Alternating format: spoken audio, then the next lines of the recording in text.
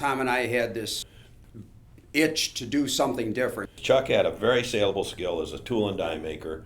I was new to business. My skill was piloting airplanes. Chuck was one of the go-to guys that I could get good, solid information from. And he decided which 4, 5, 6 parts, whatever it was, that we could build a business on. He came up with what we would need in the way of plant and machinery, and he assigned prices to what that would cost. So I set myself to outline a very simple business plan, and many people helped along the way. So on August 1st, we got the keys to the building. The building was 20,000 square feet, took my breath away the first time I walked into it on a Sunday morning. Our first board meeting, the picture is of Chuck and I up to our necks in paint. We spent $2,500 for a forklift so we could get up on the ceiling. And I might add here that part of the advice Jack Venelac gave was absolutely excellent advice. Make it a good work environment. He said, paint the ceiling, brighten the place up. First thing we did was paint the ceiling. Howard stopped by and told me that he was going to go ahead and retire. And he said, that was the first time I heard the boys. The boys are starting a company. Yeah, so, I said, well, sure, I'll check it out. I was filling out the application, and Tom walked by. He said, who are you? And I said, I'm Ed's brother. And I had the pencil or the pen on the paper, and he literally pulled the application away, and it went, streak across the application. I was like, who's this guy? I had no idea who he was. So he brought me in and sat down at his desk and talked, and I think you came in towards the, I guess it was an interview. It didn't seem like one. It didn't feel like one. But, Keep in mind, we had, in 45 days, we had an FAA inspection to get certified as a Part 145 repair station. And it was absolutely based on the players involved. So the first key player was Howard Cowling. He was quality manager for the division at TRW with 42 years of experience, established relationships with the FAA. So he's the first key player. The second two key players were two very good friends, Don DeLillo and Ernie Glick. About 7 o'clock at night, we hear somebody in the back of the shop. Here's Ernie Glick welding on this part. We had thrown Ernie out. I think it was 10, I'm sure it was 10:30 at night because we had literally thrown Ernie out of here.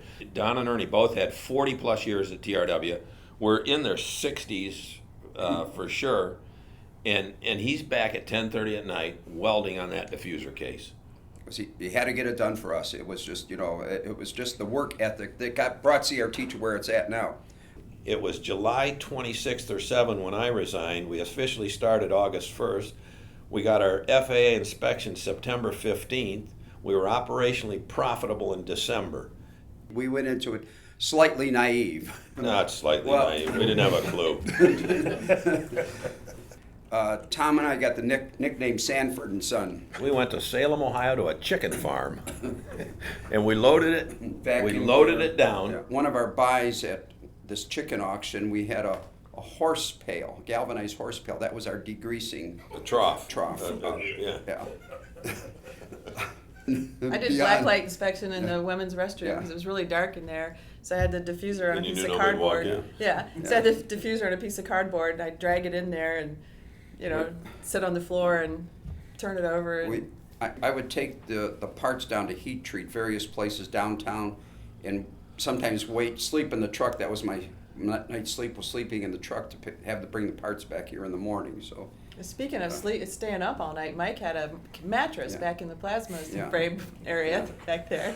That's only because after about 12, 13 hours and getting ready to go home, and Tom would come out, hey, we got this one last job. Can you? Yeah, Tom, I'll call my wife. From day one, I've called Mike our holler guy.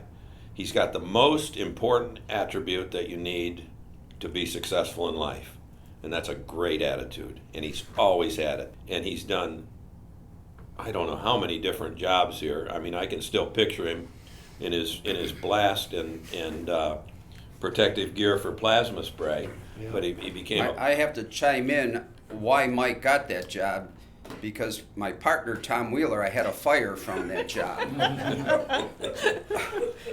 Chuck knew all about plasma. I didn't know anything, but we had one set of protective gear, so I held the gun, and Chuck ran the cabinet to set the gun up. And again, it's pretty late at night when we finished spraying this thing. And we got done, and I'm real proud of myself with my protective coat and gloves and mask on. And I look over, and Chuck's in tears.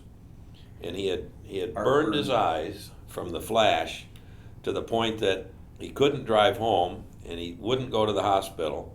So I took him home, and he said, "Just let me sit in the chair." I said, "Are you sure you're all right? Just let me sit in the chair." So he'd sit in the chair, I'd go up to bed, and I'd roll around for a while, and I'd run back downstairs, and I said, "Chuck, you all right?"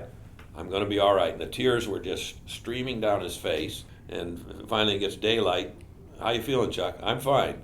Tears still pouring out his eyes because he had a serious arc burn, and we got up and went back to work. I knew these guys cared so much because when I was here, they were always here. And and everybody helped everybody from day one, and it's been like that since I remember it. My early memory from Tom was him coming out, and I would swear it was every half hour, 45 minutes, and change the job you're working on. And I remember walking out of here going, Oh, yeah. I didn't do anything today. These guys are nuts, And they were still new owners, still learning as they were going. I just kept learning, from the different guys, and it was great because everybody was willing to show you things and talk to you about things. But it was also clear that you had to put in the effort, you had to learn the job. I think one of the important things to stress here, in the early days, people did bring skills. Whether they knew they had the skills or not, they brought skills to the party. Jennifer started here part-time. She's been absolutely integral to the success of the company, but she wore the quality hat from day one. But as soon as we needed help in HR, she took on quality and the HR hat, and still oversees both of those, two key elements of the company. And keep in mind, she started part-time. People come in now and they see this established thing, and they don't really maybe appreciate what was going on in the early days, Yeah, from the kind of I- innovation you're talking about to the kind of I risk remember people that, took. But those of us who left TRW, people were telling me, "What, are you nuts?" Yeah. You know? That was the And- common, it's like, you guys are not going to make, you're going to go with those guys? When I came on board, what I noticed right away is this group of people working, not wanting to let each other down. Yeah. That was the main thing. There was the customer, we don't want to let the customer down, but we didn't want to let each other down. And it was a lot of young families that were really working hard at it. But it was infectious, and it really caught on. I remember we had 3 Japanese guys here, but I remember them, they walked over to an intermediate case and they started pointing in Japanese and everything. I'm thinking, whoa, something wrong here, guys? And finally the guy said, he looks up and he's pointing at the heat shield. "That is a beautiful weld," he said. And Yeah. But it was buttons popped off my shirt. Tom Lasher Sr. told me early on, whatever you do, do it right. He says, these are airplanes, they're not cars. They can't pull over to the side of the road if they got trouble. He said, so keep that in mind when you leave at the end of the day. Put your head on the pillow. And I've never forgot it. Quality is number one. Quality is number one. No matter what deadline, we were very insistent. That was one of CRT's first goal. If you don't like the part, you can put a stop to it. We're not going to shortcut anything here. Trust and fairness became our motto. We started the company. We had no time clocks. Everybody we trust everybody to write their time. And I hope you young people and new people understand they're not just words. Trust and fairness is a two-way street. It's as important for the employer as it is for the employee here. Hopefully we're maintaining this culture of creativity, culture of training.